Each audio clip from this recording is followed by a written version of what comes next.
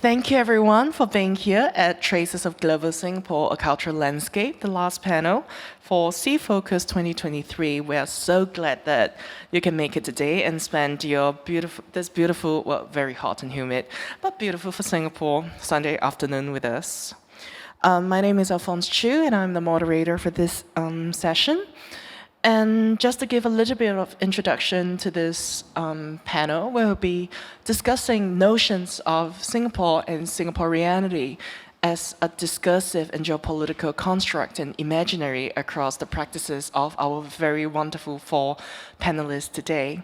So they need no introduction, but I am privileged and glad to have the privilege of introducing them anyway. So the first speaker that we have here with us is Nyen. Nyen makes film installations, performance, and that often begin as engagements with historical and theoretical texts.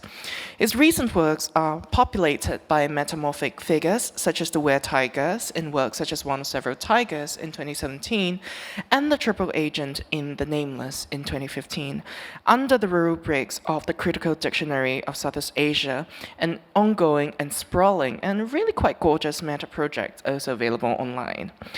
Nyen was awarded a DUT scholarship in Berlin from 2014 to 2015 and the Grand Prix of the Asia Pacific Breweries Foundation Signature Art Prize, what a mouthful, in 2015. And next, we have the very, very lovely Qinyi Lim, who is currently a curator at National Gallery, Singapore. Qinyi was an alumnus of the S.E.A Curator program in 2012 and also holds a Master's in Southeast Asian Studies from the National University of Singapore, as well as Honours in Art History from the University of Queensland, Australia. Together with Grace Sumbo and Sally Texania, Qinyi co-curated the Jakarta Biennale in 2021, and she has previously held curatorial and teaching positions at the National University of Singapore, Parasite, the esteemed art space in Hong Kong, as well as the NUS Museum and the Singapore Art Museum. Next, we have the very, very wonderful Priyageetha, who is an arts practitioner based here, and she works primarily with time-based media. Her practice is concerned with speculative methods of counter-narratives that correspond to Southeast Asian plantation histories and the transnational migration of ethnic communities that interact with the colonial production of land-laboring capital. Her recent exhibitions include a solo at Your Workshop and group exhibitions at the Kochi Biennale, La Trobe Art Institute in Australia, National Gallery Singapore, and many others. And Priyageetha was also resident at the NTU Centre for Contemporary Art Singapore between April to August 2022. And last but not least, Shubigi Rao is a multi-hyphenate and really unclassifiable creature. Really, really brilliant. Artist and writer Shubigi Rao's decade-long project Pulp, a short biography of the vanished book, is about the history of book destruction and the future of knowledge through the pathways of epistemicides and all. In 2020, her second book from the project won the Singapore Literature Prize for Nonfiction, while the first exhibition of the project, titled Written in the Margins, won the 2018 APB Signature Prize Juror's Choice Award. Shubigi was also the representative of Singapore at as the Singapore Pavilion at La Biennale di Venezia Arte last year, the return show of which is currently ongoing at the Art Science Museum. She has been featured in numerous exhibitions globally and biennales, and she was also the artistic director for the 2022 Kochi Biennale. And yes, that's a bit of a mouthful, but really worth reading through. And without any further ado, we will pass the time on to each of the lovely panelists who will be talking about their practices before we segue into a moderated conversation with some prepared questions. I actually have a lot of them, but also hopefully with inputs from our lovely audience here today. And so, yes, Nyen, please.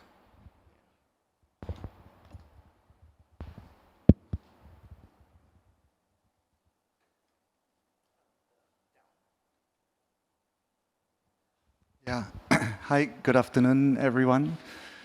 Thanks for having me here, and thanks for being here.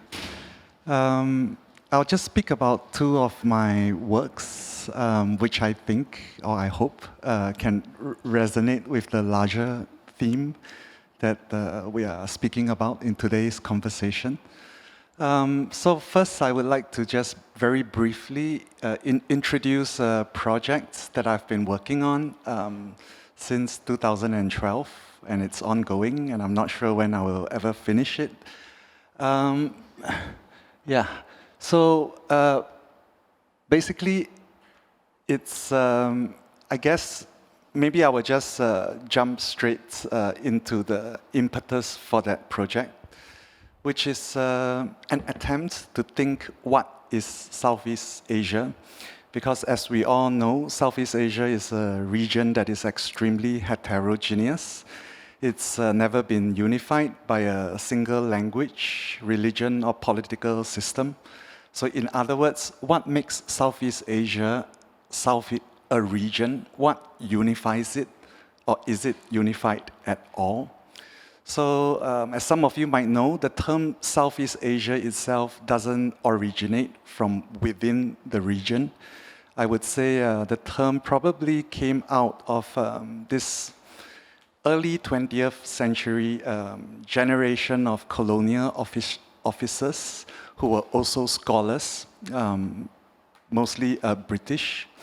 But the term never kind of gained wider currency, I would say, until the Second World War, when the Southeast Asian Command was created in order to liberate Southeast Asia from the Japanese occupation.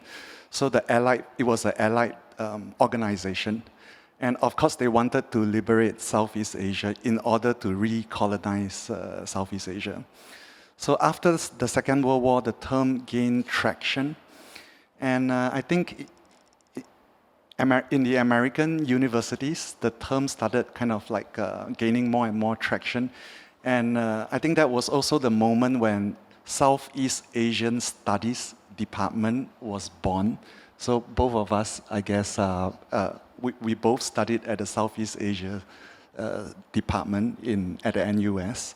So that's kind of the legacy. And a lot of the early funding for these departments came from the CIA and the American military, because this was at the age of the Cold War.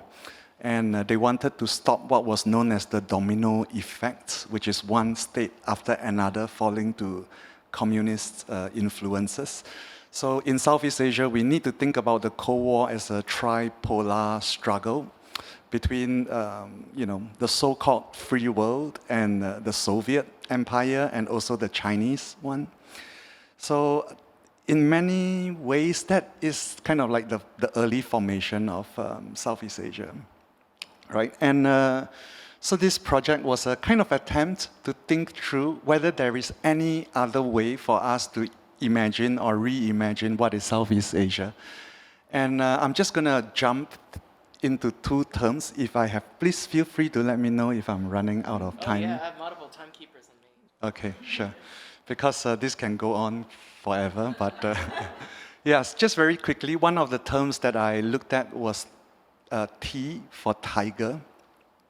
So tigers dispersed across Southeast Asia more than 1 million years ago, when Southeast Asia was a single land mass known as the Sunda Shelf. So after that, sea levels rose and broke Southeast Asia apart. So in a way, I try to think about this, try to reimagine Southeast Asia by following the tracks of the tiger. But it's interesting to use the tiger as this thread, because as I said, they were distributed across Southeast Asia more than 1 million years ago, which is even before the evolution of Homo sapiens. So it's even before the modern human brain is formed. So there's something ancestral about it. And in many animist cosmologies, pre-colonial animist cosmologies around Southeast Asia, there is the belief that tigers are kind of vehicles or mediums for ancestral spirits. So you also have the myth that like shamans, for example, could transform into tigers, as Apichatpong Weerasethakul's Tropical Melody beautifully featured a were tiger. So Yeah, so one of the terms in the dictionary is the tiger. I just wanted to put this figure out. But the other term which I wanted to just very briefly touch upon is L. L for LITEC and L for legibility. We'll just focus on LITEC for now. So LITEC is actually the name of the Secretary General of the Malayan Communist Party from 1939 to 1947. Actually, LITEC is not his real name. He's been kind of, he has more than 30 known names. Up to today, we are not sure what his real name is. What we do know is that he's Vietnamese by birth. So he came to Singapore in the 1930s and worked his way up the ranks of the Communist Party. And he was also revealed in 1947 as a triple agent who worked for the French secret police, the British secret police, and the Japanese secret police. So what I want to do is to propose LITEC as a global figure, as a pan-Southeast Asian figure, whose network ties Southeast Asia together in a kind of underground network, which we usually don't think about when we think about terms like regionalization or globalization, right? So if we look at the biography of LITEC, the different masters that he served, I would say these were also the different colonial powers that tried to control Southeast Asia. So I would also like to propose that LITEC's biography is the history of Southeast Asia. So maybe just with this short introduction, I will pass it along. I think I probably have a couple more slides. I'll just click through them and hand it over. Yeah. So I should also mention that I made a film, just very quickly, in 2015 called The Nameless, where I tried to cast my favorite actor, who is Tony Leung Chiu, as LITEC. And interestingly, Tony Leung has been cast in many great Hong Kong films as an informer or triple agent. We could also think that this genre of the informer films with informers and films with double agents is a trademark of Hong Kong cinema. So, yeah.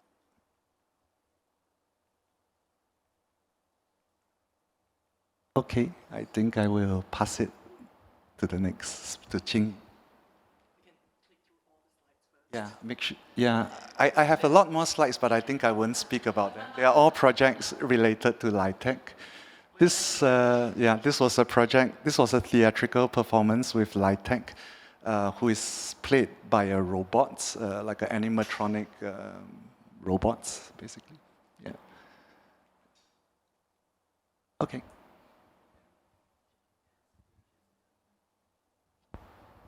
Thank you. Thank you, Zhu. Oh.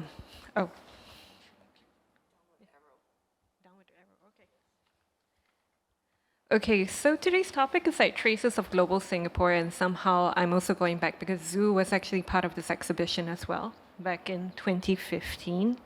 And as a curator, it's a kind of different way of speaking. Like, how do you talk about an exhibition, public programs after it has ended? And the questions of an exhibition is an exhibition contingent on the situation and the context of time.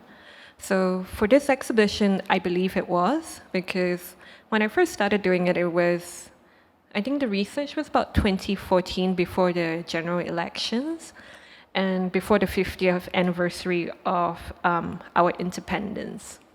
And at that point of time, the exhibition actually came to be out of this idea of, if there are questions that I need to answer to the Hong Kong public, which is a Chinese dominant public, what would that be? Because in a culmination of my 4 years being in Hong Kong, there were always questions that I had to answer, and which I affectionately call the burden of being a Singaporean.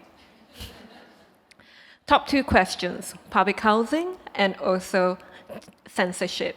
But again, how do you even render that in an exhibition or through art itself was a question. So this exhibition became what I call a visual essay, as opposed to an exhibition with a very linear and singular way of looking. So this exhibition actually consisted of, what I wrote back then was that it's an intergenerational explorative essay that reflects on 2 points in time in the Singapore history, in the 50s and 60s and the early 2000s. Sort of, I think, looking back at Homi Baba's presentation yesterday, like the question about attempts at decolonization or assertion of self-determination that were never complete. Because if you think about the 50s and 60s, we had the idea of independence, and the early 2000s, which is the start of 90s and 2000 is when we start talking about the Renaissance City Plan and the start of the Singapore Biennale. So there were 2 eras that I wanted to look on, and also very affectionately how we started moving to be called a first world country. So there were a mix of different artists in terms of the artwork resonating with each other. In the case here, you have Nyen depicting the very early Workers' Party rally in Hougang.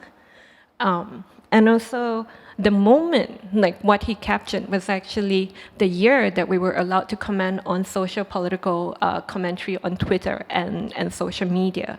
And this was also created in contrast to Vincent Leong's work, which was a marking of newspapers in terms of how much commentary a newspaper can make and talking about censorship at the same time. Over here, we had works by Nadia Bamahaj, on the left side, which was a video of her as a Malaysian going back to her family home in Arab Street. And this was a work for one of the Singapore Biennales that happened. In the center wall, we have 2 works by Sushi Sulaiman actually depicting her feelings on the subsequent Singapore Biennale after the Simon Fujiwara incident, and where inscribed within her artwork, she talked about the lion that has lost his fierceness. So it was sort of encoded in a different language. On the right, this map is done by a research consultancy called S.E.A Collaborative, where they trace the different trees in Toa Payoh, which is the oldest public housing estate in Singapore, and how they had migrated through the years. So through interspersing of different maps and urban planning through the years, making it into a single linear plane. So at the back, you see there are woodblock prints by Chu Keng Kwang and Ling Mu Hui. So there are different assertions that happen. And Heman Chong in the corner that talks about censorship, which he talks about the scene in Singapore where, in film, you're supposed to cut if the kiss is too long, and leaving only the start and the end, and sort of knowing the framing but not the contents. What you don't see here, playing in this exhibition, was also a song by Liang Wenfu called Bamboo and Sparrows with Bamboo Twigs. And the story of the song itself was that it came out in 1990 under the album of Singapore Style, was heralded as sort of an example of what it meant to be a Singaporean Chinese. But it was banned from public airplay because it had 1 line in Hokkien and 1 line in Cantonese. This ban was later lifted in 2013. At that point in time, they all played it on public airplay again, but it also begs to question who has the privilege, or where does censorship end, and when does censorship start? On what subjectivity, and on what subjectivity is it lifted? So the space design was done by Latent Spaces, a Singapore artist group who used to have a project space at Haw Villa. And it was constructed in a way that there is no linear way of working through the exhibition. Basically, from one end of the exhibition, you could see to the other in whatever direction, diagonally, next to each other, or as you wave through inside and out. We had other things such as Chongkakit over here, who did a series of carpets, and if you're familiar, they look like the patterns that are at SEM, or the old S.E.A. And his instructions to me was to actually lay it down at the elevator shaft of Parasite so that everybody could step on it. The word here was that he was talking about how the grounds that institutions worked on and what they listened to and how to actually bring them to a different space altogether and what did that mean. So this is Malayan Exchange by Greenjum, also proposing an alternate history, looking at the heroes that we herald and that we don't. And that's Zhu over there with the puzzle piece of Chwamiati's epic poem.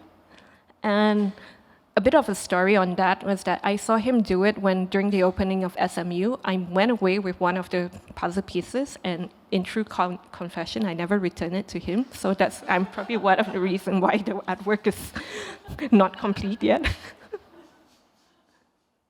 So here you go. We'll remove that in the editing. Thank you. He knows it, I told him.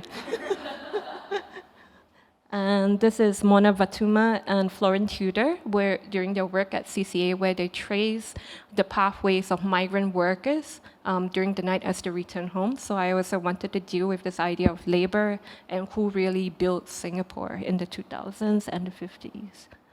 So over here, we also have a set of books which are Focus, that was consolidated in the 90s, and they were purposely put next to a window. Because in a time where art criticism, art dialogues, culture, discussions of censorship were there, many of them were held in the open space, but not many people understood what the artists and the art community were going through, except when you go through the series of emails that were sent from Ilan Govan all the way down. Oh, yeah.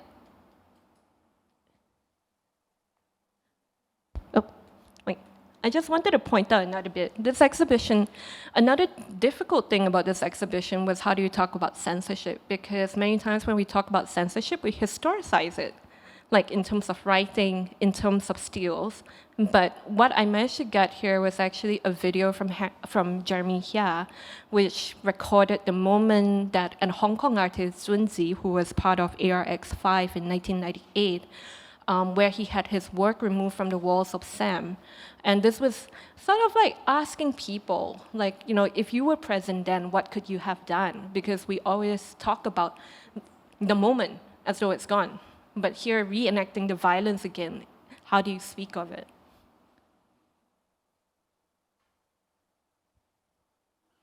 And we also had the premiere of Tan Pin Pin's film, To Singapore with Love, to start off before the exhibition started in March.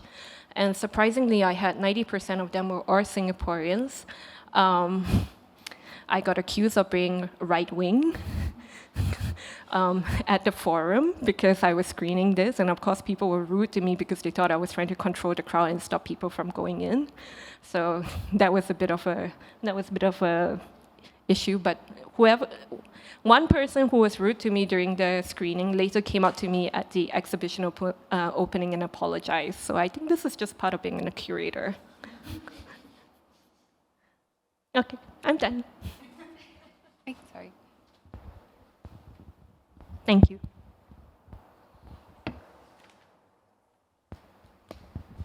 Hi everyone, I'm Priya. I recently did a solo exhibition at your workshop, which was curated by Anka. I guess to kind of give a bit of a background on this exhibition, it's sort of like, it was an entry point in understanding about the historical background of Singapore, or to put it in context more predominantly, I was looking at Malaya. Within the political entity of Malaya, I was interested within the British Malaya period. I guess for me, in personal terms, for me to kind of delve into this topic was to think about my roots, or to understand where I come from. In my previous works, I often talked about my identity, and I kind of wanted to develop it further within like a historical or a geographical position. And, chancing upon the idea of the plantation within Southeast Asia was sort of something for me to talk about in regards to the labor that was brought into Malaya. In a personal sense, like my extended family, they worked in rubber plantations in Malaya. So I thought that was something to kind of bring about within this exhibition. So when I was doing my research online, I came across this archival document. It was written in 1928 about labor in Malaya. It kind of listed down the conditions of working in Malaya. They were basically trying to coerce the laborers to come into Malaya. They mentioned about the working conditions, the weather, what the wages will be. So it was in a way, it was sort of enticing the laborers to come in. But in reality, that was completely the opposite. There was a lot of trauma and pain. So a lot of the written records or like documents kind of describing the plantation labor in Malaya had a lot of trauma and violence. And one way, trying to think about this was, how do I not reiterate the idea of violence again by working with this material? So at that time I was also working with animation, and it was sort of like something new for me to think about how I can push animation further using archival materials. So the archival materials that I actually sourced were from Getty Images, and I was thinking about how can I look beyond the archive and think about sort of a method of speculation, or how can I form my own storytelling. One of the very important writers for me is S.E.A. Hartnum. She talks about critical fabulation with working with archives. Archives often, they don't reveal everything. There's also the impossibility to know. So how can we sort of form an understanding of the archive in our own terms? How do we form it using storytelling as an approach? So for me, was to think about using the hand as a metaphor for labor. So throughout the exhibition, they kind of like wrap up the space, or sort of like act in a way of as embracing you. So the main focus of the exhibition was the video work. I kind of created this sort of, I had background in like understanding filmmaking from my previous, before studying in LaSalle. So I was using that to think about how I can create this video through like storyboarding, creating, visuals out of my own imagination. And a lot of the scenes, they do not kind of reveal the entire body. It's almost like a disembodied experience. So you actually can see this figure, this almost silvery-like figure coming in and out of the scene, and also the hands moving across, like doing specific gestures, like, caressing the water or caressing the skin of a tiger. But I never really focused on the idea of the rubber plantation. I was focused more on the aspect of agency of the laborer. I felt that was more important for me.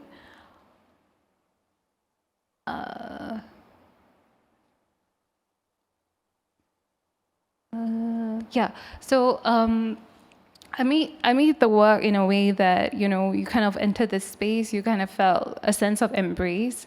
And, I wanted to think about, bringing back the archives that I was looking at. So I actually built a sort of hammock-like structure within the space. And I don't know, you can't really tell, but each of the panel had like the archive that I kind of retrieved online or sort of appropriated online. I wanted to build this idea of rest. What does rest look like in terms of talking about labor? So I created this hammock-like structure, and I kind of screen printed the images of the laborers. I kept it almost like invisible, like almost ghost-like.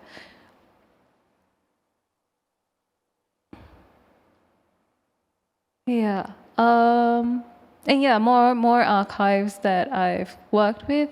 Yeah.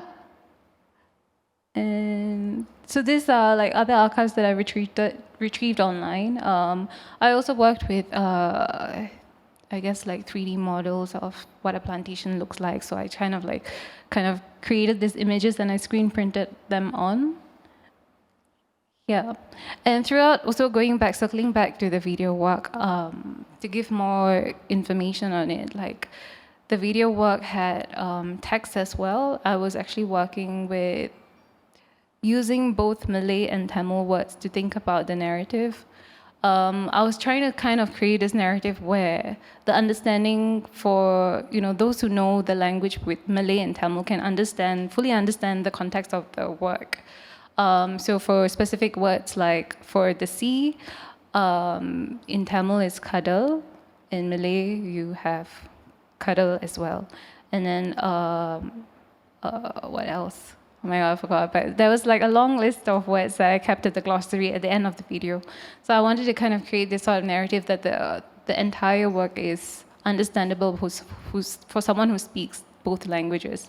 For my family, we because I'm actually first generation Singaporean, so my family, they come from Malaysia, so they both understand both Malay and Tamil. So I was trying to position the video work towards that direction. So yeah, that's all. Thank you.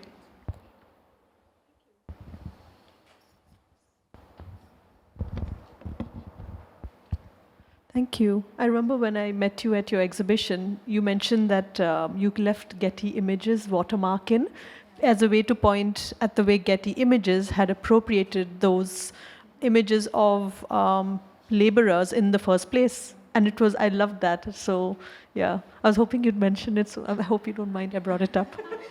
Because I thought that was really quite clever. So yeah, it's really awesome to listen to all your presentations, actually. So I'm really bored of talking about my work. So forgive me if I'm not particularly enthused, because it's so much more interesting to listen to everyone else here. But nevertheless, thank you for having me, and thank you for staying on and listening to my spiel.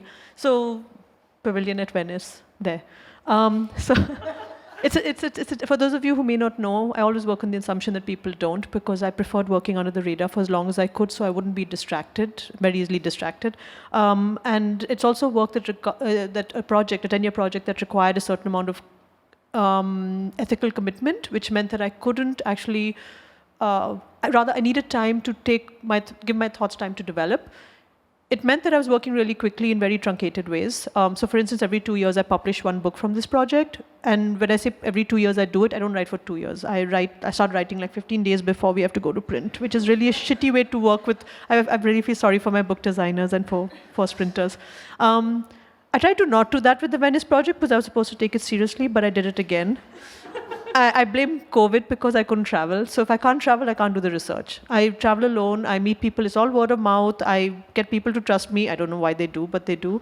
And probably because I don't have anyone else with me. So it's like, the desire to confide in a stranger is present in all of us. The stakes aren't there. The fear of judgment isn't there. Of course, later, as I'll show you in some of the later images, people regret it. And you'll see what that regret does. But it's a 10-year-long project. I can't believe I'm actually able to joke about a project that's as heavy as this one. But anyway, it's about the history of book and library destruction, apparently. But that's just what I write on the grant applications and also in this proposal. Because it's actually what it's really about. Books and libraries are a cover for the propensity for our species to be total shits to each other. It's the way we default to violence so easily. And we have this kind of binary that we don't actually admit to, but it's always like, it's so easy to say, Putin evil, so easy for us to create binaries, right? But in the course of my research, and this is something I've always known, unfortunately, there's no community that hasn't done some form of erasing or silencing. A simple example, libraries are places of exclusion. You won't find books by half the world's population in there. And that's only talking about gender. We're not even going into things like region and the colonized and, the voices that have been absent and erased from history, the people who don't get published, how gatekeeping works, the fact that almost all students in creative writing MFAs are never working class because they can't afford the bloody fees. So at every point, there's constant gatekeeping. Most of the world's knowledge is paywalled right now. So if you're a researcher from the global south, which is where the majority of the world's population lives, good luck trying to get access to PDFs and of the world's knowledge. Anyway, Pavilion, Yeah, sorry, I have to go back this. Uta, my curator, and Laura Mioto, the exhibition designer, had the unenviable task of trying to make my book/artworks visible in a visual way at the Venice Biennale, where people have very short attention spans and are perpetually exhausted. They managed to create an oasis of calm. The whole thing, first of all, the site is very textured, so it's really hard to work with all that brick and so on. So they actually created this kind of book. It's like, you can see the jacket outside, that's the frontispiece there, the title page, in other words. You walk in, there's a running quote by me, which of course I can't remember because it's my own words. It's from the first book. I just remember the last, it's something about we are like characters, we are all characters in a Miss Shell book, blah, blah, blah, blah, blah, blah, blah. And then we lurk in our murk, we are miasma.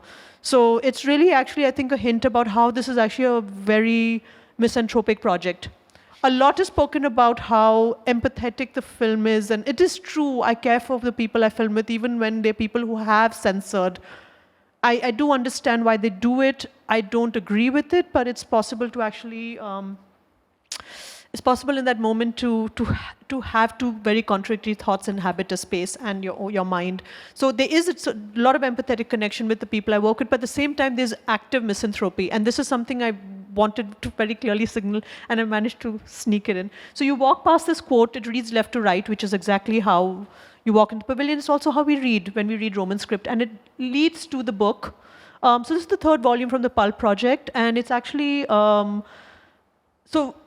the middle of the Pulp Project. It's a 10-year project, and as I said, every 2 years, one book, right? So this, very much like middle-age spread, which I'm experiencing right now, it's a time to take stock of your life and where you are, and rather than undergo a state of crisis and massive self-doubt, that of course happens anyway, the latter bit, but I think it's really important to also take stock of where you are when you're doing a long-term project. In this case, I actually went back and looked at the earlier writing I'd done, and I found I didn't agree with most of what I'd written. There were all this smug stuff I'd written in the first book, like pacifism pacifism is the last word, and that it is through pacifism and non-violence that, what bullshit.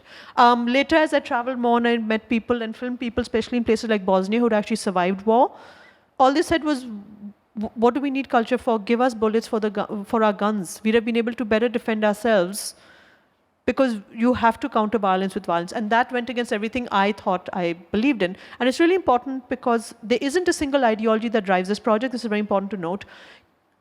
This project was fostered in Singapore.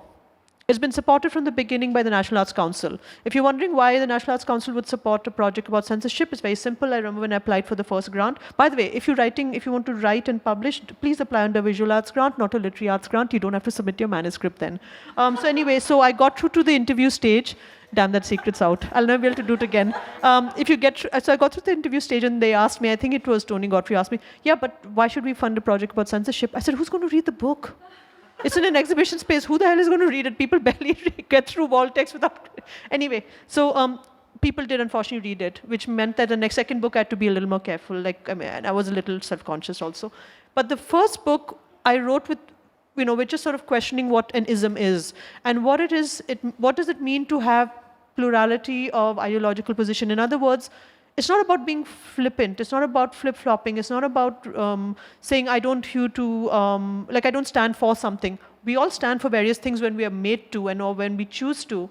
But I also think that the one thing I feel as an ex-Indian and as a current Singaporean is this horrible desire, populist desire for a singular overriding narrative, a singular definition of nation, as Nyen said also, as which a brilliant way to put it, there is no unified idea of Southeast Asia. We could say the same about any region, and also, of course, the idea of the nation state. Even the nation state is a problem as a phrase. So I think to now have this work at the Singapore Pavilion was also very, very interesting. Will not say more. Oh, sorry, I'm going backwards by mistake. Oh, what? By the way, that's also sort of how I went with this project. I had to go back. Anyway, so just to show you, people actually visited this space. The tree in the background is actually a giant guide to the project. You can go and look at it in the Singapore Art Science Museum. Freudian slip. Art Science Museum, who very kindly sponsored this space, which is why the work could finally be shown in Singapore, I also have to say.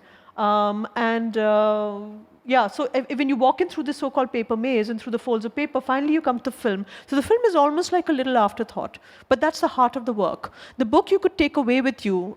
We printed 5,000 copies in Venice. The paper was made in Italy, printed there as well, and the only thing that actually got shipped was the digital file through email. That was it for the film. Nothing got shipped to Venice. Uta and I were very clear about this. We're going to build this thing completely on site.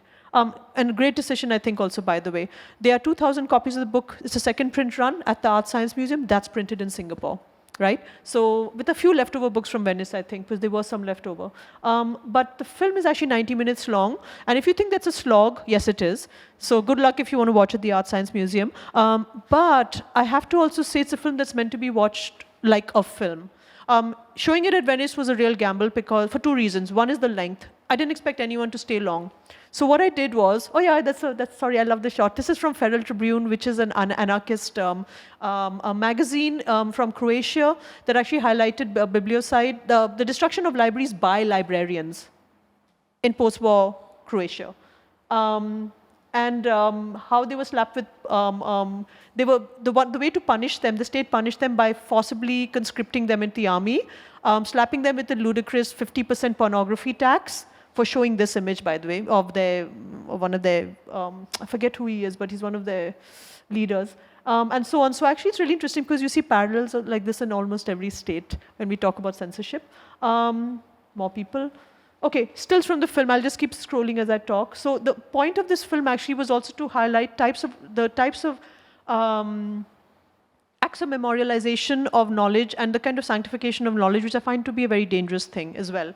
So this, for instance, is a memorial library, and this one was, it's very interesting because it's her home. This library's in her home, and yes, those are actual human remains. And these remains are from the deaccessioning that museums, so museums in the UK went through a period of, well, of course, Tory government, right? So massive funding cuts, and so they had to get rid of some of their collections. What did they choose to get rid of? The thing that mattered least to them, but mattered more to the people from whom they stole, which is they decided to destroy all the vandalized stolen artifacts and also stolen human remains from indigenous graves from the colonies.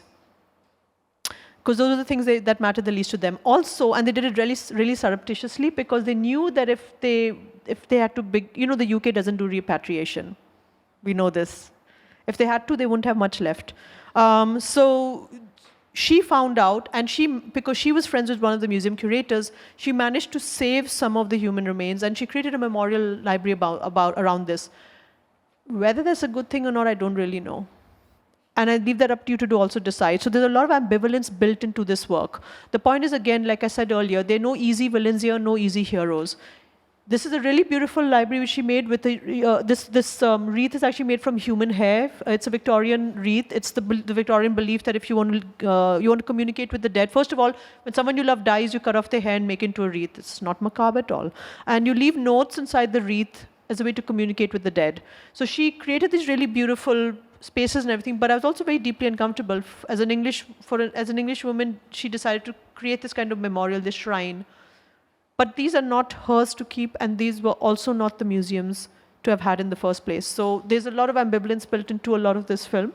I'm just going to keep skipping ahead. This is actually the Index Librarum Prohibitorum, which is a list that the Catholic Church came out with, which, by the way, was only discontinued in the 1960s. It's a list of books and authors who were proscribed and also persecuted and killed also at times. A common practice, by the way, was to burn people with their books. But all it took sometimes, like in the case of Servetus, was for 3 books to survive. That's all it took, and that was enough. So there's a lot of this is in the film. I had filmed during the pandemic, so I was filming archivists like her. She's one of the archivists who works with collecting the oral histories of partisans who fought against fascism in Italy. And here there's a conversation about dictatorship. This is Italy, just being very clear. And he's the one who started the archive. He's the current mayor of Venice, but he speaks about this. Dictators typically won't let you speak, nor have documents for evidence. So sometimes the point of an archive is not that it's accessible. Very often I'm asked to write essays about how to activate an archive and so on, and I really don't know, and also I'm really not interested. Because I don't think archives need to be actively used. They need to exist. How you use them and how they're used is something that really depends on, I think it's a personal relationship. It's not a mandated relationship, and I'm also suspicious of archives that have missions that involve a level of outreach, because also these are curated outreach projects, right? It's not a criticism of it, it's just that this is also inherently dangerous, because it's also inherently a narrowing of the stream. I think it's very important to discover things on your own, to stumble across things on your own, and not have things catered for you, as if the public were a unified single-cell amoeba that needs to consume only one form of content. So as an initial thing to get people interested, it's great, but to have sustained outreach programs is a very dangerous thing. I know this sounds mad, but that's been my experience with archives, because a number of archives and libraries that I've filmed with have this problem. They've been doing the same program for so long, they don't realize that they've excluded everything else. The curators themselves of the archives and libraries don't know what else is there, because they're just going through the motions of just continuing this whole narrative, especially in Western Europe. This is actually from an Anarchist Archive. It's a squat that's been there since 1975, so it's as old as I am. And they have an archive of all of material from protests from across the world. There's a similar archive in Seoul, which is incredible. It's 120 years of worker struggle. And it's really, really brilliant. This is from a multilingual library. Please stop me if I'm going on, because I do go on. Library in Berlin. He was actually a refugee from Syria, and he was sitting in the camp, and the German journalist came around as usual. How does it feel to not have your land, your family? He said, I don't even have my books to kill time. And they couldn't understand what for them it was sort of like, what an awful thing to say. Like, what, doesn't your family matter? The family you left behind, doesn't your land matter? What they didn't realize is one of the ways in which we process grief is through reading the words of others. One of the ways in which we process trauma is when you read, you're not just hallucinating ideas and words, images in your head. When you read, you're included in an audience, even if you were not the intended audience. How do I know? Because when I was growing up, the books I read, trust me, none of them wrote for a young Indian girl growing up in the Himalaya. Okay, I was never the intended audience for most of those books, but it didn't matter. The sheer act of reading meant that I was included, and that I was part of sorry, this sounds very sentimental, but I was part of what I imagined to be a global humanist experiment, which was the desire to speak and be heard and to listen to each other. And to just, it just sounds really sentimental, but it's really something I felt as a young person who was very isolated. And I think that to me embodies the act of reading essentially. And that's also why this project to me matters so much.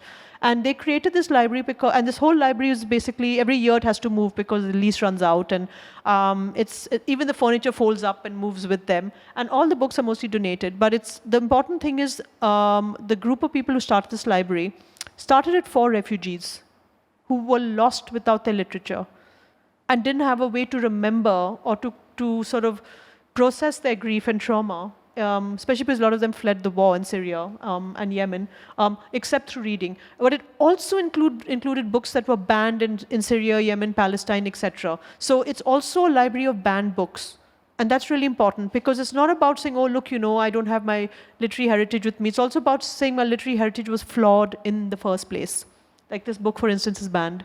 Then I also spoke a lot about vanishing languages, but I think I'll just stop now, because I'll just go on and on. I'm just going to stop. Yeah. Thank you. Thank you so much to all of our lovely, lovely presenters. I hope all of you, take a deep gulp of water about now. I was very amazed, Shubigi, at the pace of your presentation. I'm very thirsty just from listening. It's great. It's marvelous. And yes, and now this is the part where I have prepared some questions, all of which I've decided to script because it is so much more interesting drawing lines of sight and comparison live, as we usually do. So ad-libbing as we go. And I just want to start on the general notions of sites and sovereignty, particularly where it pertains to Singapore. And this is something that I want to touch on, actually, that draws from Zunia's presentation, but which he didn't focus too much on L, legibility. Because the notion of legibility is also very much contingent on languages, not just the specific languages, but also linguistic tactics, the presentation of certain forms of semiotics, and also the notion of audienceship and spectatorship, who gets to read, who gets to understand, who is excluded from reading. And I guess I'm just particularly fascinated, with this usage of languages as means of communication, but also as means of obscuring and hiding in plain sight, so to speak. And I guess I want to first start with maybe, Priya, can you tell us a little bit more about, for example, how then did you work with Malay and Tamil, throughout your recent works, and your relationship between these languages, and how then do you see them existing within this broader narrative and discourse in Singapore, which is, unfortunately, Anglophone and broken Sinophone most of the time? I guess how I started with was having a conversation with my mom and trying to understand, the relationship between two languages. I often hear my mom speaking with a mix of Malay and Tamil, like on an everyday basis. So what does it mean for me to kind of understand that language and bringing it out in that narrative? I did not want to have the entire narrative in English with a capital E. I wanted to understand English with the low cap E. So what does English meant for me? So to kind of derive these words was to do this entire research on understanding the languages, the similarities between both languages. I think you can actually find a lot of blog posts. It's not really researched, but there are entire blog posts regarding similarities between both words. And I thought that would be an interesting way to kind of understand the narrative that I was deriving about the plantation labor. I was giving more emphasis to the plantation laborers who came from South India, who spoke Dravidian languages, including Tamil. What does it mean to kind of come into Malaya and try to kind of assimilate and adapt to the cultures here? So how, like, even for not beyond languages, even like if it's like food or cooking or even like clothes that my mom or grandma wears, like every day it's like sarong at home, like it's just a normal housewear. So what does it mean then, the idea of assimilation here? So when I was writing the text, I went through like 5-6 rounds with Anka and just trying to like create this sort of, I guess, making sense out of the narrative. I didn't want to give away a lot of information about how the plantation labor was, what the hardship was. I wanted to kind of create this poetic narration using both languages. So like parts of the text was in English, and then you'll find small like words in Malay here and there.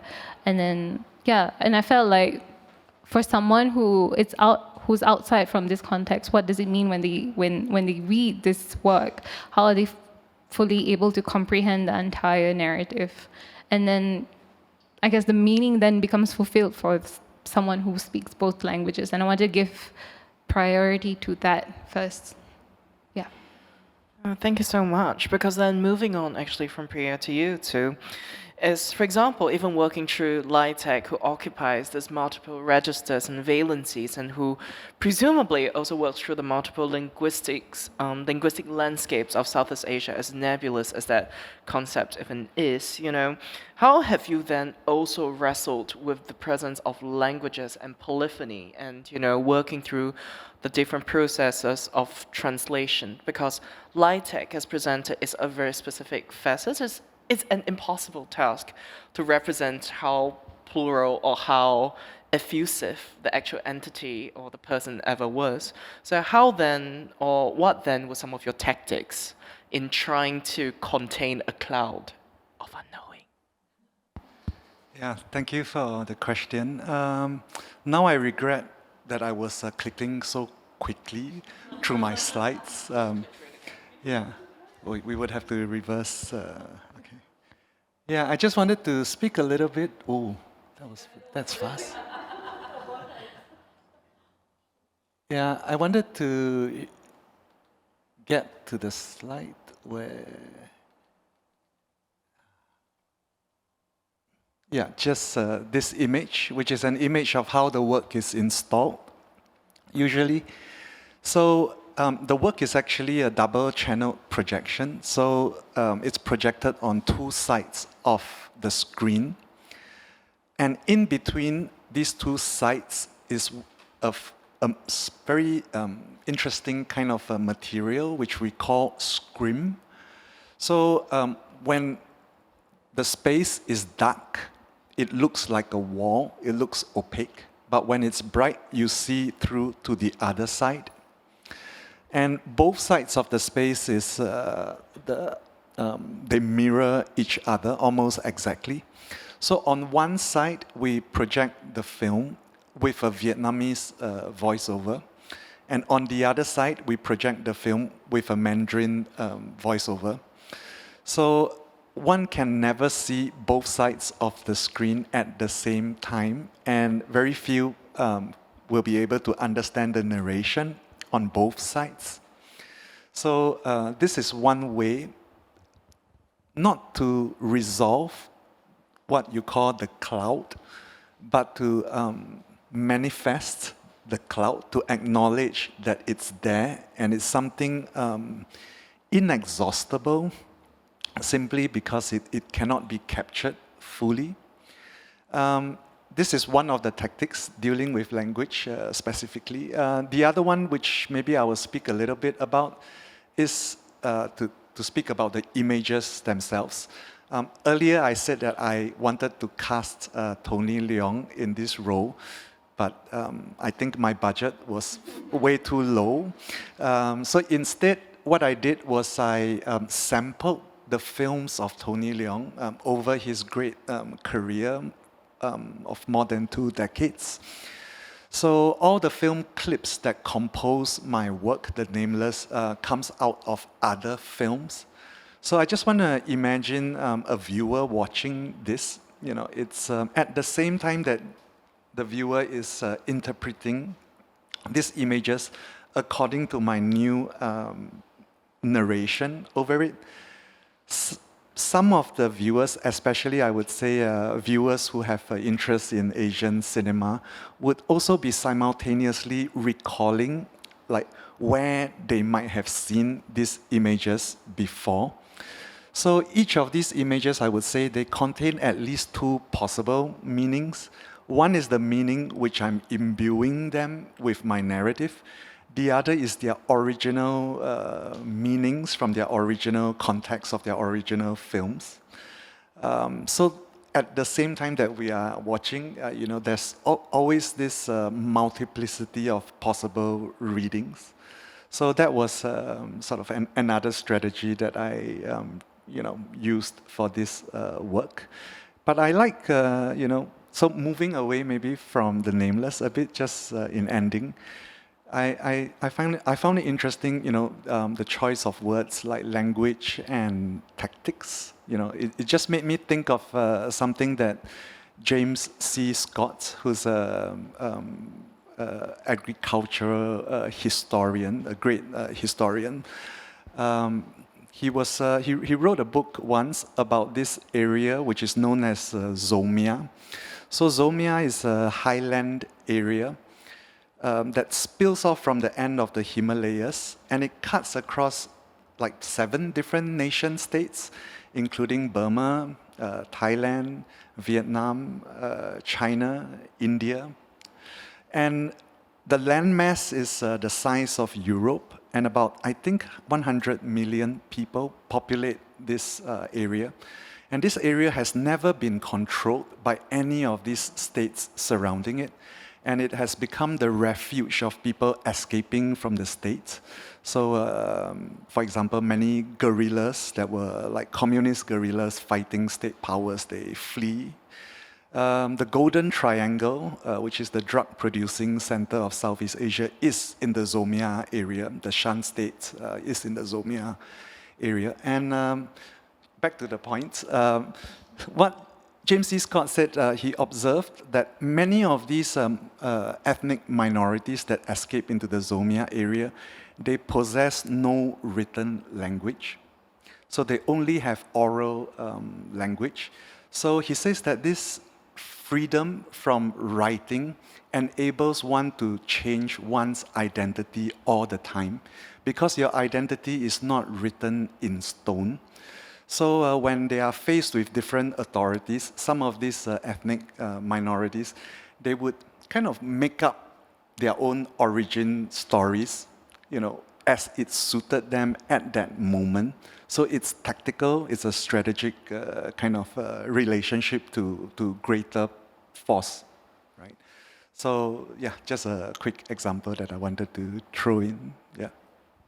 No, thank you so much, because, on this very, very poignant point, I want to move to Shubigi, of course, who works through the valencies of text and textuality in so many different contours, but, still working with the modality of the page, of the printed text, which I thought is also really, really elegant. But I'm also really curious then, about your own evasion tactics and maneuvering when it comes to what is written and, of course, what escapes the written to be unwritten or never have been written. And, maybe you can share with us a little bit of your experience as being the writer or the the person who finds writings. I have no idea where to start with that, to be honest, because it's, first of all, the big problem that I always face, and it's good that I face it, is that very often what I'm writing about or what I'm filming are people's actual lived experiences. It's not my artwork. How one treats that is always of primary, it causes a lot of agony, let me just put it this way. There are lots of things that I film that I'll never write about or never show. It's just not, I know in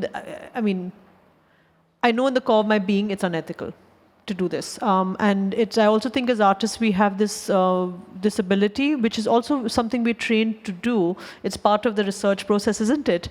But it's what research and what this process involves is actually appropriation. And sometimes it can be incredibly callous.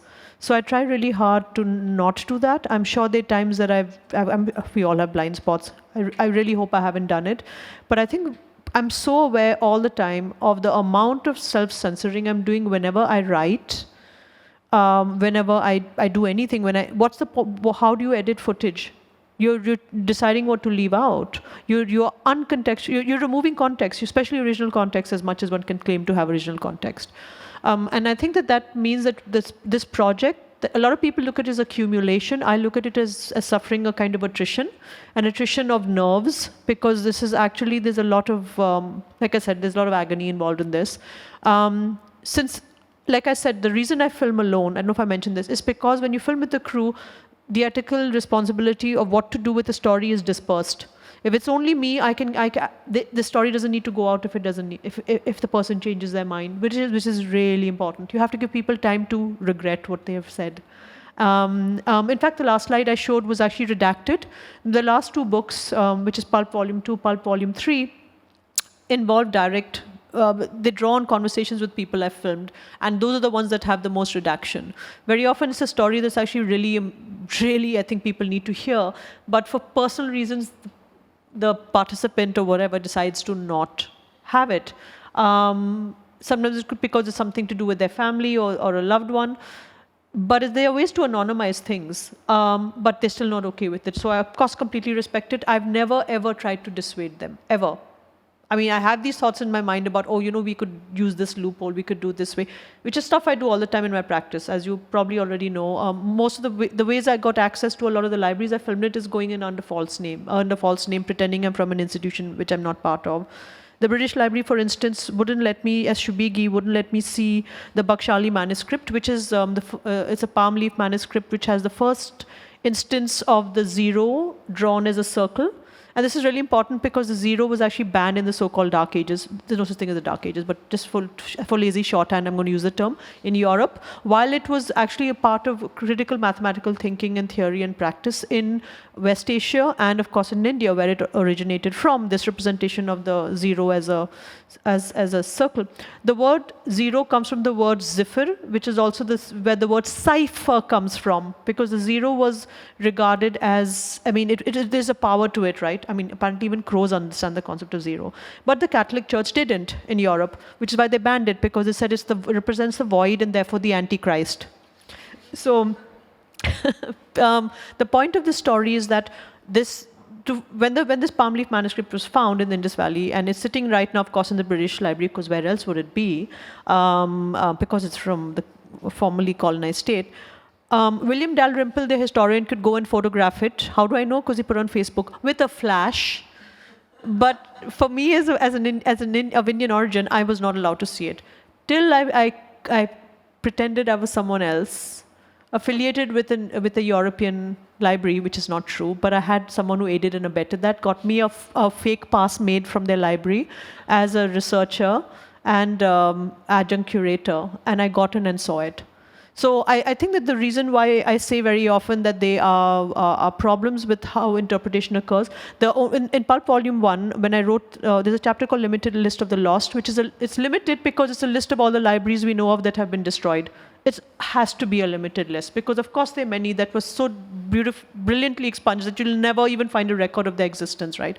But the chapters are divided by the Bakhshali manuscript symbols. And at the time that I did that, all I had was a really shitty JPEG of the Bakhshali manuscript that I found online. We're talking 2015. And my book designer really brilliantly actually rendered it in really exquisite beauty. It looked like it was painted by hand. It was really beautiful. It was just all his brilliance in design and Photoshop. When I finally saw it, it had a power I can't describe. It's actually a fragment. The way it's represented online is completely different. It's represented as 0 to 9. It's a complete number. It's a whole numbering system, and it's so similar to so many. I wish I could show it to you. I don't have the image here. Please look up the Bakhshali manuscript. You'll immediately recognize 0, 1, 2, 3, 4, 5, 6. And if you know South Asian scripts, you'll recognize it all the way till 9. This is something it's 6th century manuscript, and it's just BC. And it's incredible because it still exists in almost complete, it's almost completely legible to us today. And the fact that the origin of it is, the manuscript itself is disputed ownership naturally. We're never going to get it back. Oh, sorry, by the way, my mistake. It's not British Library, it's the Bodleian. Sorry. I mix up all these libraries all the time. They blur into each other. The point I'm trying to make here is that how I used it, how I thought of it, was I could be a lot more casual with it. Because it didn't, let's put it this way. When I get information from institutions, I'm very cavalier with how I use that information. When I get information from people, especially people who are still alive, it's a whole other story. And I think that the point I'm trying to make is that language is actually also lived experience. Language as it is used is not something that a group can claim ownership over totally. We do borrow from each other. English is one of the most bastard languages we know already. Unfortunately, it's also the only language I'm fluent in. But I'm also really aware of, yes, you have lineages in language, but those are not lineages that are restrictive, they are porous. But you still have to be very careful with how you use story, how you interpret things, how you quote things. In Pulp Volume 3 at Venice, I actually backed off as author and as adjudicator. And I allowed people's voices to stand as is with no editorial oversight. It was a huge gamble to take because it makes the book very uneven, but it was worth that unevenness because that is the reality of spoken language and the interview format, the problems with the interview format and all of that. Don't know if I answered your question there, but I don't remember the question, to be honest. That's selective hearing, sorry. No, I think most questions of this nature are unanswerable by definition. But then moving on, of course, to Qinyi, I'm really, really taken by how you have framed, for example, Luxury We Cannot Afford as an essay, an intergenerational essay, because an essay also, it's both a description of a certain kind of modality in terms of engagement, but it also frees up a lot of restrictions that we commonly associate with exhibition making as a form of knowledge production. And so I'm really, really curious, when you were developing this essay, what was your process like, particularly when you are working with works, as opposed to specific originary forms of assertion? And I'm also really curious, as to your experiences with how then this essay has been mediated by peripheral publications and the likes. Did your attempt at disarticulating this inarticulable format, slip off journalist radar who receive press junkets and just call it an exhibition anyway? Or did you manage to find ways to reframe this attempt? I have no punctuation, I'm so sorry. I think I counted 3 questions in that paragraph. Okay, so the title of the exhibition, Luxury We Cannot Afford, actually came from a poetry anthology that came out in 2014. I'm inside. And I was very taken by the foreword that was written, and then thinking about how it's written of Lee Kuan Yew in third person. I also trace back to I think the original, following, because I don't come from a literature background. My background is mass comm and then Southeast Asia studies and bastardized art history from Australia, to be honest. There were things that I borrowed there, through social political history. So in terms of that became sort of a metaphor.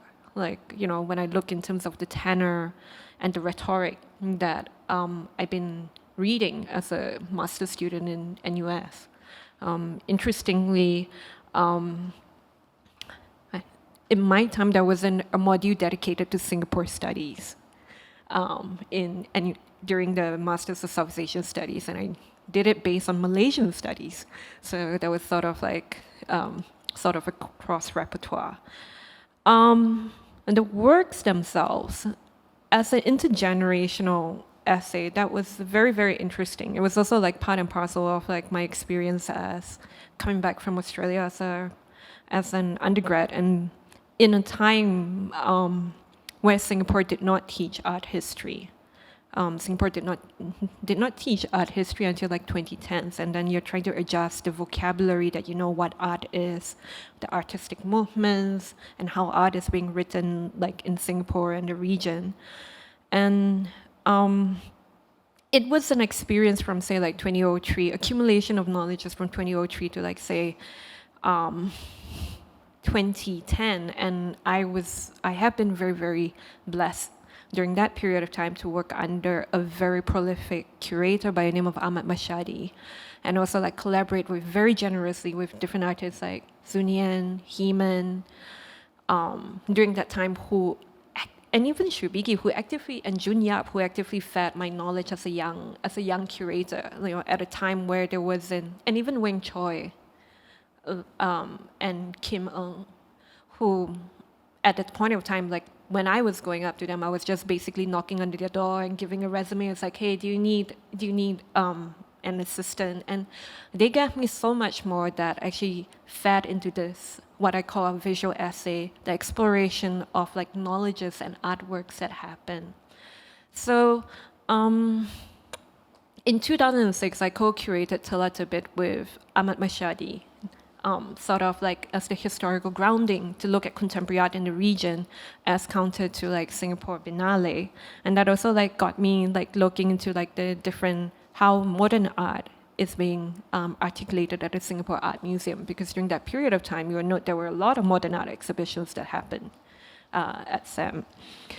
And then at the same time, I benefited from doing an independent study with professors such as Goh Beng Lan and Wee Ki Beng. Goh Beng Lan was the head of Southeast Asian Studies, who also helped, instructed my study together with looking at Hoi Chong's work, Malaysian artist Wong Hoi Chong's work.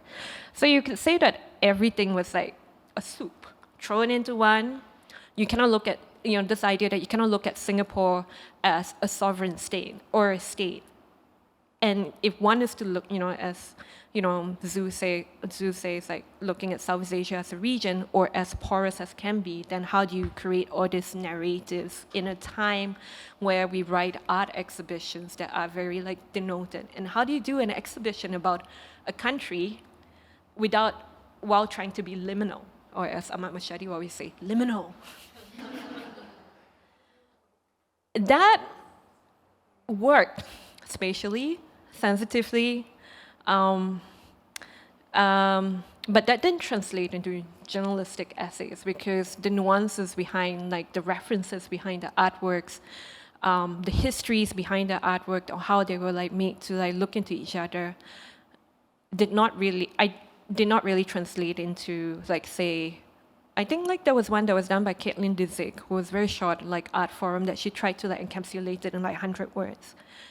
And the reception was interesting. I also tried to buffer the exhibition with various public programs that include talking about queer, talking about the Malay narratives, like through us at Kamari, things like that, and Chineseness. And at the end of it all, like, I think it's the question is, does the curator have to write, or how does the exhibition speak as an instrument? Like, who does it speak to as an audience? I had a lot of Singaporeans come out to have a look. That was like very strange.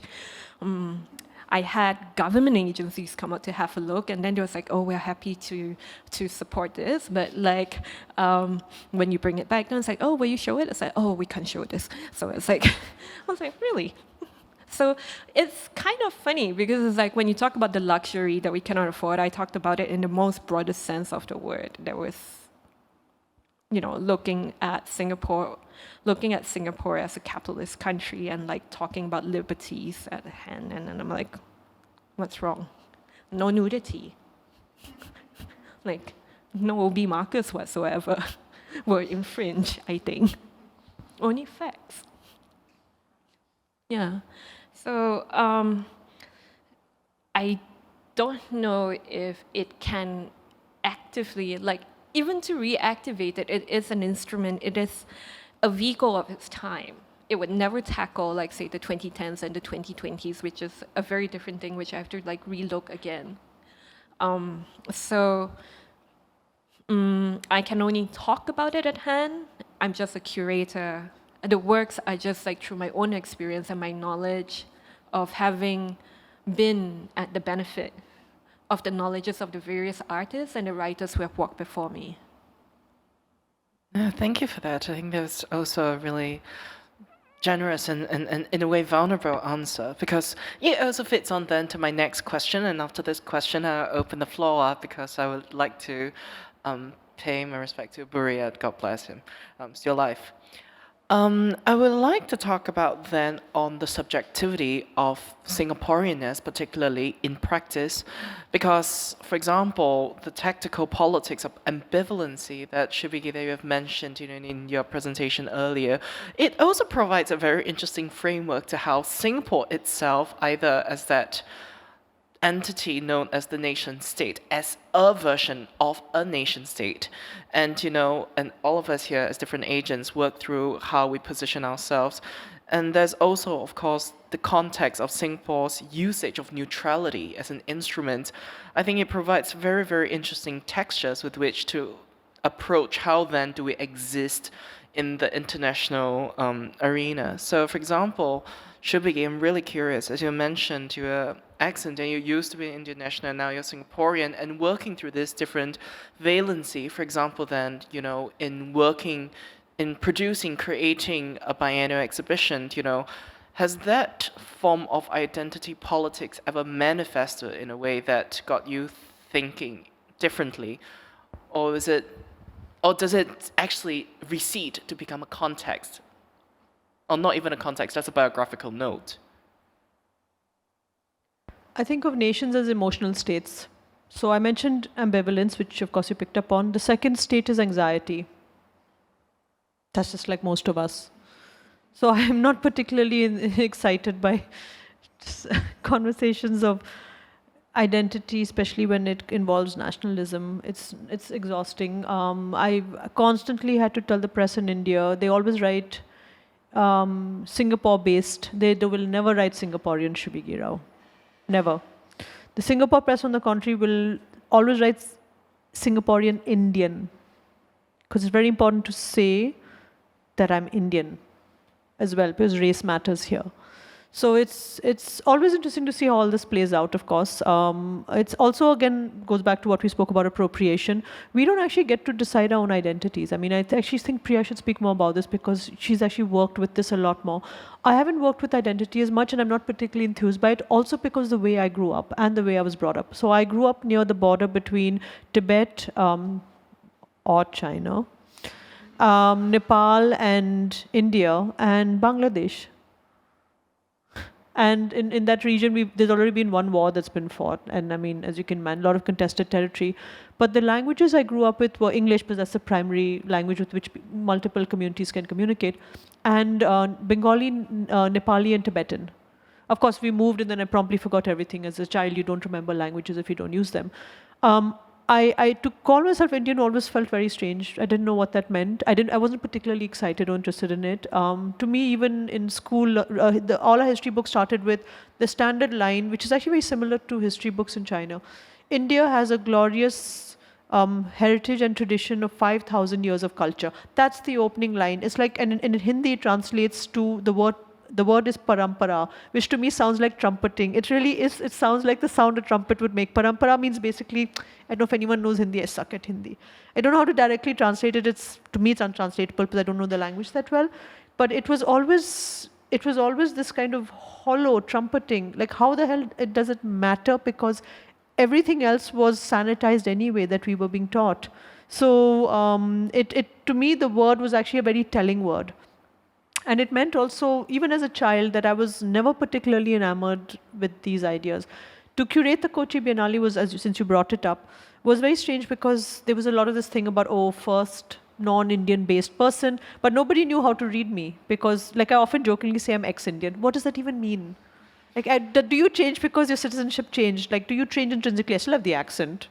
I've been here 20 years and I can't shake the accent. Back in Kochi, my head shake returned. I mean, just all the obvious stereotypes, the things that are always mocked and, you face that growing up, especially in certain places. All those obvious things are there. What does it even mean? But in many ways, I'm also very Singaporean. But again, what does that mean? And does it matter? I don't find these things particularly exciting. So yes, even in the act of curating, when I was looking at the artists, the artists that I was looking at, I'm always interested in artists who work with region, but also how, because our problems and the issues and problems and ideas that we're excited by and enthused by are region specific, but it doesn't make us regional artists. I dare anyone to call Nyen a regional artist because he did a critical dictionary of Southeast Asia.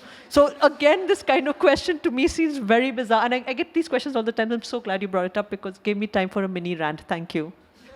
No. That's actually precisely the point, because I think what is interesting nowadays is also to examine the choreography of that perception and legibility as we have been revolving around it, because so much of it remains entrenched in specific forms of opticality that the institutional bodies uphold to create a canon, to create a continuity, to create a form of neutral geopolitical agenda that nevertheless wants to acquire a specific form of currency. So I'm really glad that you talked about it, because the next question, of course, or rather the continuation of that query is directed to Priyageetha. Because, for example, I myself, as a first-generation immigrant from Taiwan in Singapore, was also bizarre because I'm yellow and I hide in plain sight all the time. So I was really confused when I saw racist people, because I was just like, I thought multiculturalism, and I was just like, okay, Risha Hamadi Day, and then I was forced into like a tangzhuang with Chinese costume. It was just like, we don't wear that in Taiwan really, unless you're a communist, amongst other things. And so to Priya, how have you worked through that? And I guess one thing that I also want to approach, hopefully with some modicum of sensibility as well, is because particularly here, the notion of identity is also so instrumentalized that sometimes, because the infrastructure for a non-instrumentalized way of being and existing isn't really plausible or possible, so you have to work your way through it or maneuver around it. So, I'm just really also curious So your experiences in being a marked body, and how do you then, find yourself being able to unmark, if possible, or to depart, come back, and be unplaceable? Yeah, that's quite. I think I'm still navigating around it. I mean, for me, my relationship with South Asia or like with India itself, it's almost like non-existent. I don't have my ancestors living there anymore. Everyone has sort of like migrated elsewhere. So how do I kind of position myself within Southeast Asia or within the context of Singapore and Malaysia? Where do I sort of fit in? Those were sort of the sort of complex kind of questions that I often navigate with my work previously. To think about my relationship, especially with my family based in Malaysia. What does it mean for me to come to Singapore? And then there's sort of this difference with my relationship with my cousins. They have this different kind of lived experience in Malaysia, which is a whole another thing about Malaysia. And then me being in Singapore, I feel a lot more entitled and a lot more privileged than my cousins. So how do I find this sense of identity as being a Tamil person in Singapore, and especially being, a first generation? I actually went back to India trying to kind of find my roots, and even being there itself, it was just so alienating and so foreign. It was just like everyone just kind of like looked at you at a certain way, and yeah, and coming back to my Tamil identity, I guess language is a very important factor. But growing up here, the Tamil language was never really given any importance. So when I went to kindergarten, it was like you either learn Mandarin as your mother tongue, and then that kind of made it even more complicated. So whose mother tongue am I actually learning? And then going into primary and then secondary school, the funny thing with secondary school is that my school didn't offer Tamil as a language, so there was already this complex relationship with my identity. Then I had to actually travel out of school, like after school hours, just to go to this center to learn my own mother tongue. And that was not just for my school, but various other schools around Singapore. So that already kind of created this relationship that I'm quite distant to my identity, which was really frustrating, because like I felt I was never really given that sense of importance I basically had to earn it to even understand my identity then. So yeah, back to my one of my few earlier works, I guess there are like stereotypes to each specific race here, and they kind of often play out to really negative stereotypes. Like being an Indian, you are deemed as this person or that person, and I try to create the sense of how do I kind of redeem this sense of agency with my identity as an Indian or like a Tamil person in Singapore. And I often worked with gold then, and I felt like gold for us was a very prominent material for me or even for my ancestors. So to think about identity through material is also important for me back then. Yeah. No, thank you so much, for sharing so generously and vulnerably as well. And I guess, moving from that positionality with an internal to, I would say, certain dynamics that's present here because of infrastructural deficiencies. The next question then, for example, that I want to direct to you two is, for example, you've worked extensively also across East Asia. You've presented a lot of works in East Asia. And East Asia and Southeast Asia, which are both nebulous concepts, but maybe East Asia had a little bit more precedence because Sinosphere, yay, yellow people. How then, have you worked through, presenting or interrogating the imaginaries of Southeast Asia when rooted to institutionality and discourses that are near but not so nearby, far but not so distant, and how have you worked through, for example, the different vernaculars of Mandarin and Chineseness to articulate what goes on in the South, and how is it as an ongoing project? Do you see them, not just seeing everyone in Southeast Asia as, oh, Southeast Asian, yay, brown people, coconuts? Yeah, thank you for the question.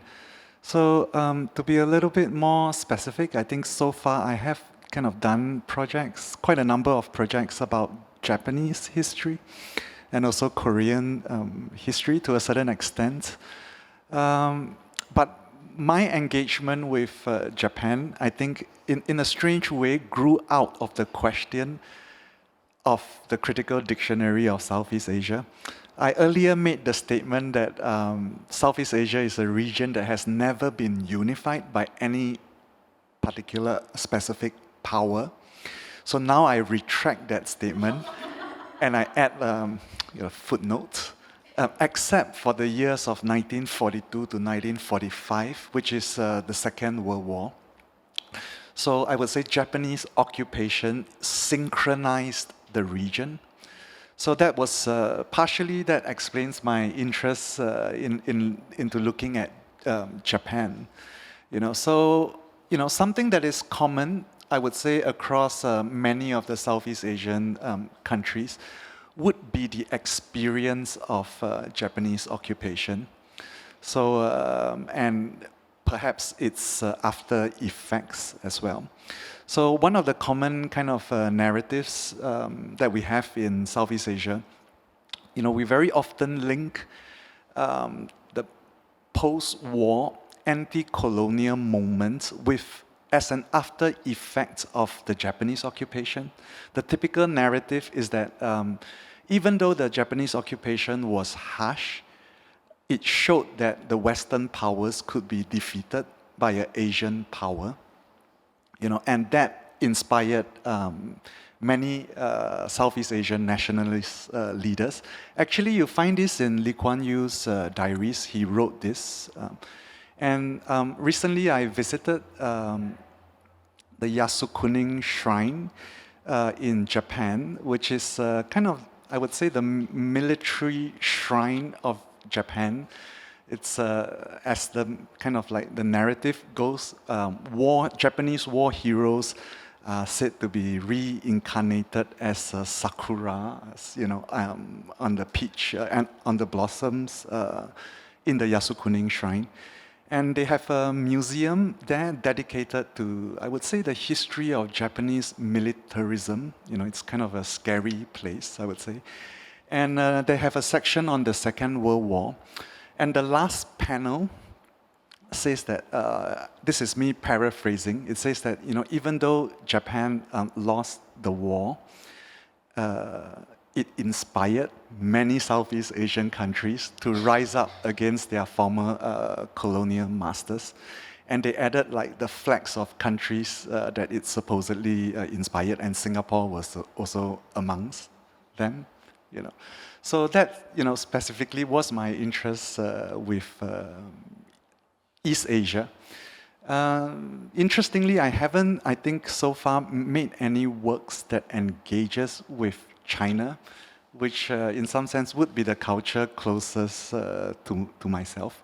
So I'm still kind of like thinking about why, and maybe precisely that it's so close that it takes me a bit of distance, a bit of time to find a way to engage with that. But if I may, I just wanted to kind of like join in on some of the conversations that were, that we had earlier on.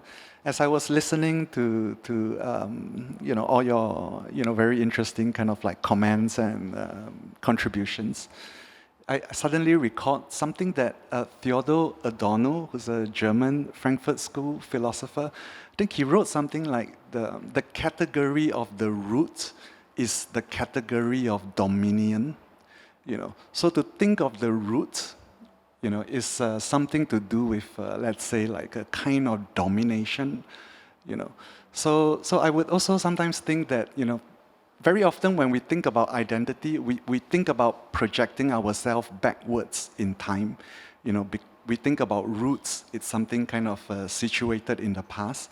But I think for me, it's much more interesting to think about identity as something in the other direction, which is the future.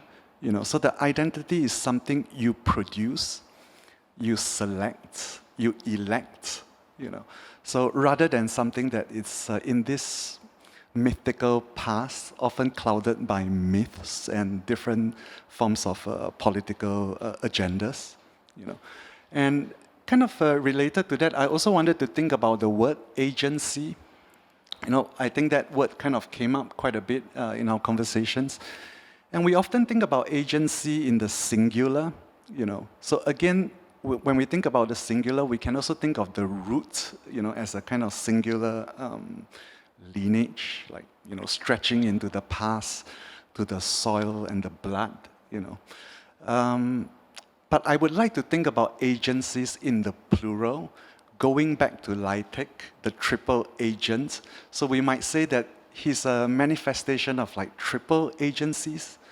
And, I think that in a kind of concrete, pragmatic sense, we all have like multiple agencies, depending on the situation that we are in, So rather than thinking about the singular, it's, maybe interesting to think about ourselves as multiple.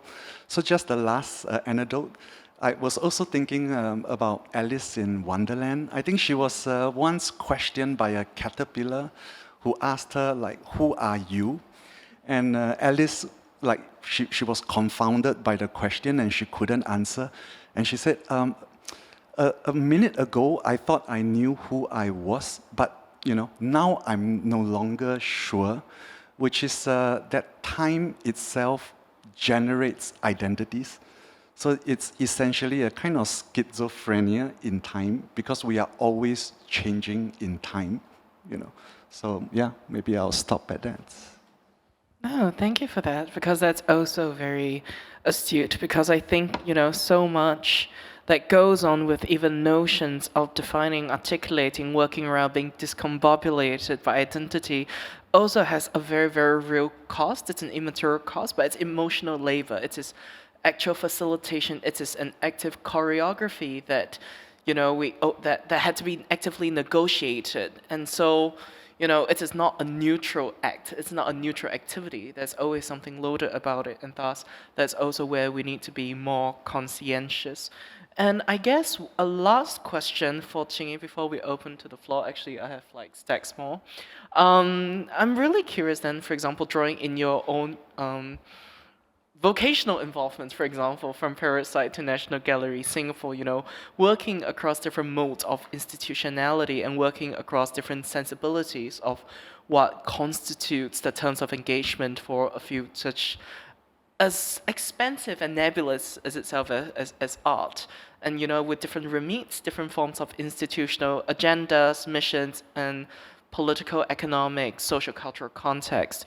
And I'm really curious, about that evolution in your practice across maybe these two different spaces, or maybe other milestones that you want to that you can include. Do you see a shift in your sensibility in how you navigate the institutions, or have you actually maintained a surprisingly consistent interest and way of working? It's also 3 questions hidden in one. I'm sorry. It's like raccoons in a trench coat.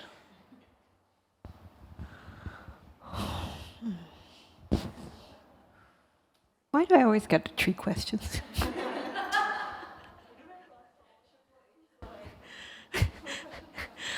Okay.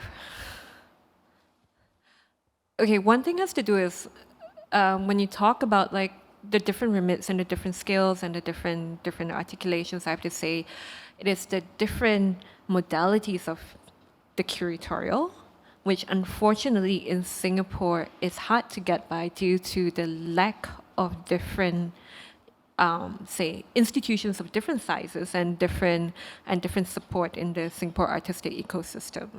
I have to say that the demise of various formerly artist-run space and independent art spaces in Singapore casts a very, one would say, I guess like I'm either a pragmatist or a very pessimist. Okay, so it's like I err on that. If you ever catch me being optimistic, then like something's wrong. But in this sense, like with the demise of like, smaller art spaces and like of different artist-run spaces, I feel like the curatorial, the multiplicity and the polyphonic of the curatorial grounds become less and less, and that sort of like only instills in a very singular language of the curator, which is the national and the art historical. And that becomes a problem. Because like experimentations and things like that do not happen. Like, one would say, like, if you look at the history of curatorial education, like, not to cite anything, to go back into like Singapore itself, you know, one of the key institutions that we look through is like the Royal College of Arts, like, you know, which has a MA in curating and art history. And of course, like us, like, you know, former colonies, we ape our colonizers in terms of knowledge base. And to be trained there is also like something, a mark of knowledge, because I mean, like, if you look at the NAC scholarship and the students where they go to, this kind of formalized knowledges transmit down, but the consciousness as to where all this knowledge come from, it's not. So that's a bit of an issue. And I have to say, the Apple did a big thing for me, because like it was one of the more interesting curatorial programs that came to be, but it wasn't a registered MA program. It wasn't considered a postgraduate degree. It was like, what is this kind of program? And it still is recognized as that within the contemporary art world. However, like in the program itself, like understanding like how artists work, and watching how the chance to see various curators in Western Europe or even Eastern Europe or even like in Egypt at the height of the Tahrir Square, like how art was rendered irrelevant, also provided a kind of an awakening. Like, you know, I'm this privileged Singaporean Chinese person who had all through my art career had an institutional job and never had to fret the precarity of being independent. And working at Parasite was a whole new thing as well, because it's a formerly artist-run space, it's an independent art space in Hong Kong. It maintains quite a strong fundraising drive, and that autonomy is part of what it celebrates. It also like breeds a very different thing and allowed for many different programs to happen. Like I worked with different artists for different target audience. My exhibitions were a bit more centered. The Singapore A Luxury Cannot Afford was like answering Hong Kongers' questions as to like what it means to be Singaporean, the issues, and also like how do you talk about race at some point, which also was underlined, embedded in there. The other, I also worked with, there was a domestic worker project where I work with Qinyi to develop a library for domestic workers and inverse like this idea of hospitality and working with that. And what does it mean to work with like people whose labor, because there's a differentiation between white collar labor and blue collar labor, and whose labor is not that apparent. When it comes to Singapore, I feel like all of this helped me in some ways in being a bit more aware with regards to when I look at artists' intention. When I try to talk to artists, it's no longer as like, let's make this accessible to be, but more like, who do we want to talk to and what is the best way that we can speak to them? And how can we make this commitment not one of instrumentalization? And that is like something very much key to my own practice and my own belief. And it's sort of almost like a professional ethics or something. Yeah. So the different remits, for example, like now at the National Gallery where I look at the contemporary section of the long-term exhibition in the Singapore section, as well as Southeast Asian. I'm also like trying to consider things about like with regards to gender racial artist practice in the 80s, and the 90s, which have not been really like looked upon. Because many times when we think about the 80s and the 90s, we think of internationalization, the idea of the Biennale for artist circulation, but not really between the scope of what is happening on the ground. So I want to start on that, and I'm working on that, and it takes a fair bit, because you're talking about a time where technology is still like changing formats. And that is something that I'm aware it's not going to come out in an exhibition. It's going to come out like sort of like a legacy or whatever that will be for the future generations, because there's, like, you know, it could be in a way that, like, as like Shubigi says, it becomes an archive and it's about accessibility of who get access to it, but I can't govern that. But what I can do is to make sure it sustains and it lives. Thank you for that. And with that, please feel free to ask anything that you would like to. I don't normally speak, but you guys, first of all, listening to all of you speak makes my heart sing, because I share all your pain and joys in many ways. I mean, this is just really anecdotal, and I just thought I wanted to share because recently someone said to me, and as you know, I work in Hong Kong, I am Malaysian, I am of Chinese origin, I speak 5 languages supposedly, and someone said to me, you know what? You guys, you gotta pick a side, because standing in the middle of the bridge is a very dangerous place. And when he means pick a side, he means America or China. And I looked at him, I said, how do you want me to pick a side? I have so many sides, I'm a bloody onion. You keep peeling off the layer. I mean, Shubigi is talking about Indian, Singaporean, Priya, Tamil, Malayan, your histories, Qinyi, again, Nyen. My question to all of you is, when you're pissed off, what language are you thinking? and when you think, what languages go through your head? Because I'm curious. The foulest language possible. Swear words in every language. But that is very telling. But I feel like when you think, the languages that you think in, the languages that you dream in, and the languages you swear in your head, I think that tells you a lot about your identity. And I think I agree with you, Nyen. An identity is not something of the past. It keeps moving forward, and it keeps building. And also I feel, I mean, again, just a lot of deep thoughts here as you guys are talking. I feel like my Achilles heel is mainland China. I look Chinese. I so-called speak the language, but dude, you put me there and I'm the most uncomfortable person in the place. I am so much more comfortable in India. I'm comfortable in Indonesia. I am perfectly happy anywhere else in Asia, but the motherland. What does that mean for all of us? Sorry, it's nothing. I mean, just wanted to share this. But it is very telling, I think. It's a condition that we don't often describe, but thanks for that anecdote. I wanted to actually just respond very quickly something you said earlier, and both of you. Can I really quickly do that? Yes. When you mentioned the Alice in Wonderland story, right? Who am I? That actually happened to me when I was about 6 years old, and I came home from school very upset, and my mom asked what was wrong, and apparently I was asked in school, what are you?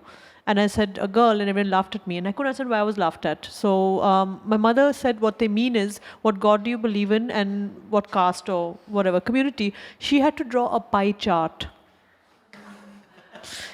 Divided in half. She said, that's your father's side, that's my side. And you're 6.25% this, you're 12.5% this, you're this. And that was the first moment of liberation for me.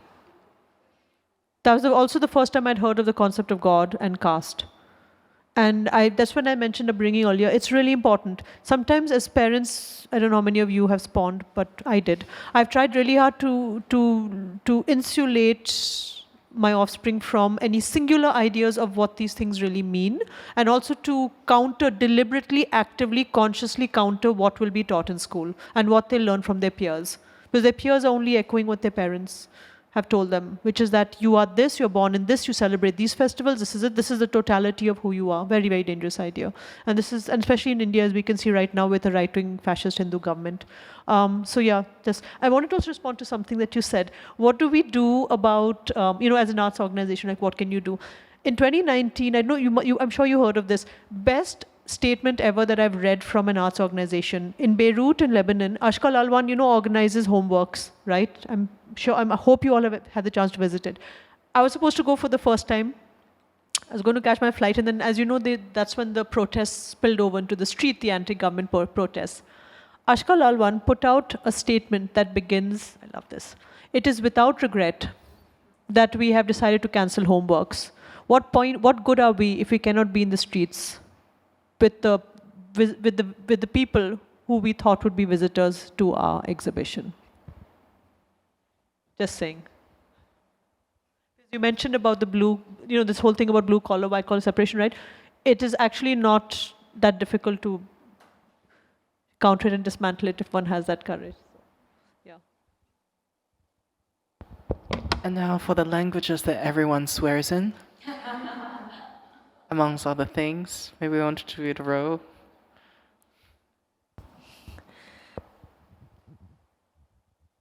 The language in my mind changes according to the geography that I'm in. Okay? And it has to do because my first language, and when I was born, my parents are Mandarin educated, so I grew up speaking Mandarin before I spoke English.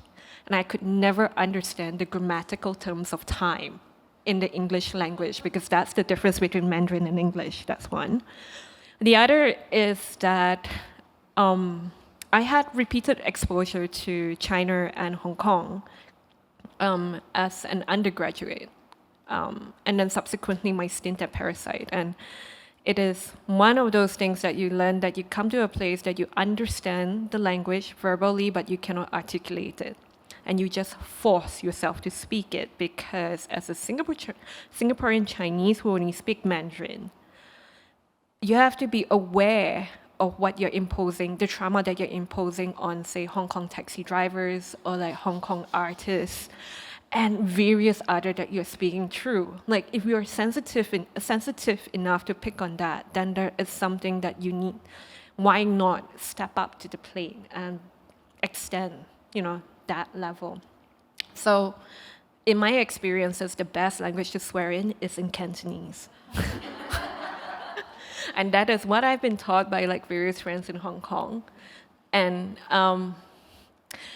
the difference here, in comparison to Hokkien, because I know in Singapore we always say that swearing Hokkien is one of the best things, is whether you want to swear by a person's biological anatomy, or whether you want to swear by the family's personal history and generation. So how widespread the violence do you want to commit? Okay? So that's my analysis of swearers in both dialects.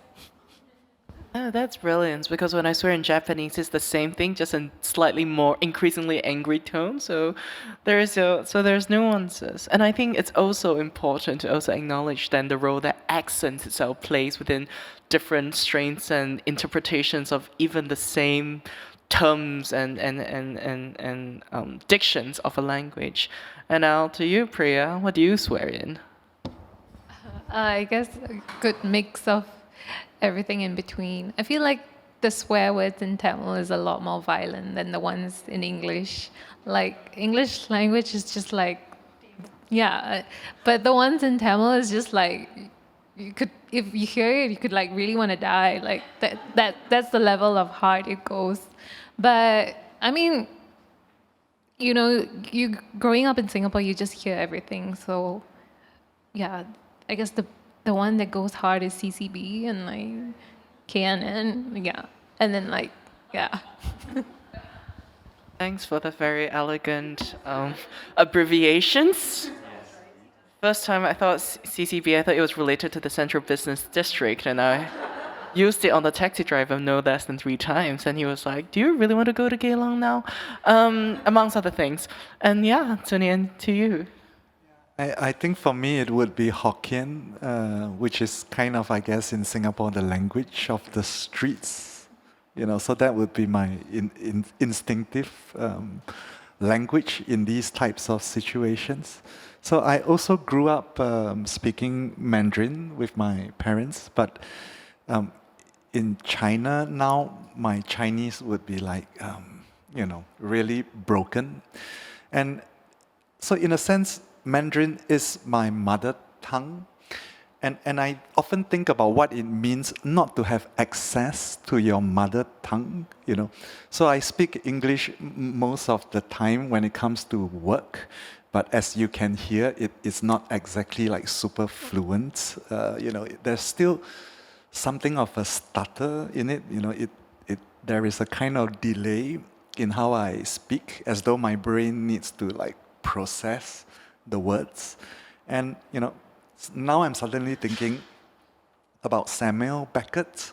So Beckett was an Irishman, and he moved to Paris, right? And in his later works, he wanted only to write in French and not English, And because this form of stuttering, this slowness, this obstacle, is precisely what Beckett wanted to work with, And so for me, obstacles and stutterings are also interesting kind of like possibilities to speak in a different way, to think in a different way.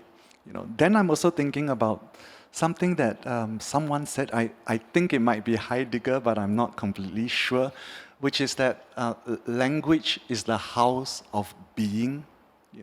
So in a sense, that would be like your mother tongue would be your house, and you would feel comfortable, you will feel at home in it. So what does it mean for us where, we are linguistically homeless because we no longer have this type of access to the mother tongue, So these are also kind of like, for me, recurrent questions that I have in thinking about my relationship to language. Yeah. Thank you so much. And with that, we're actually precisely on time at 4 p.m. We thank you so much for bearing with us and spending your Sunday afternoon with us. We hope you enjoy the rest of your Sunday or whatever's left of it anyway. Sea Focus is still open if you want to go down. Art Agenda is open right now. You're in it. Art SG is very far away, but do you really want to be in Marina Bay Sands next to all the financial criminals? There you have it. Thank you so much. This has been a wonderful time.